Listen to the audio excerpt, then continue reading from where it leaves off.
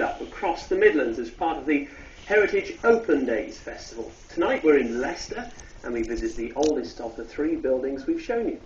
Yes, the city's magazine gateway was built in the early 1400s, but it's rarely open to the public. And if you've ever wondered exactly what it was, this weekend is your chance to find out. Callum Watkinson reports. Dominating the historic heart of Leicester, the magazine gateway has had many names and many uses in its 600-year history.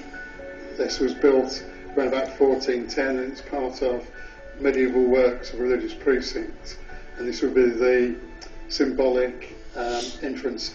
Later on, after the Protestant Reformation, it came into secular hands. It got its current name in the 1600s. It was used to store gunpowder and at some stage prisoners of conscience during the great battle for England's soul that accompanied the rise of Protestantism. On the top floor, on the lintel, there's some graffiti in Latin. Now this is evidence that this was possibly used as a prison. The fact it's in Latin means it's not a prison just for an ordinary criminal, it's somebody who's very well educated.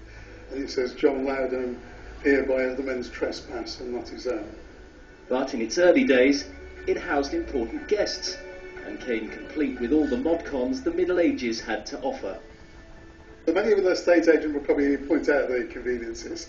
So we have two garderobes, which are medieval toilets, which basically is a hole in the floor. That's still more sophisticated than using the River Soar. The one above the other, so you did have to get your timing right. Later used by the Leicestershire Regiment as a barracks and museum, a bell they pinched from a temple in Burma still hangs on the second floor.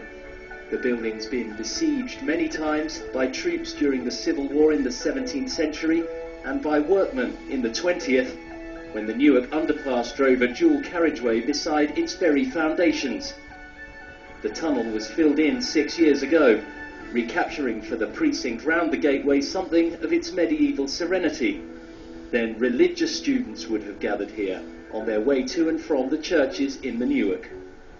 Those who run this city in the present are proud of its 2 millennia of past. The Heritage Open Day is a wonderful opportunity for Leicester to show off its unique 2,000 years of history.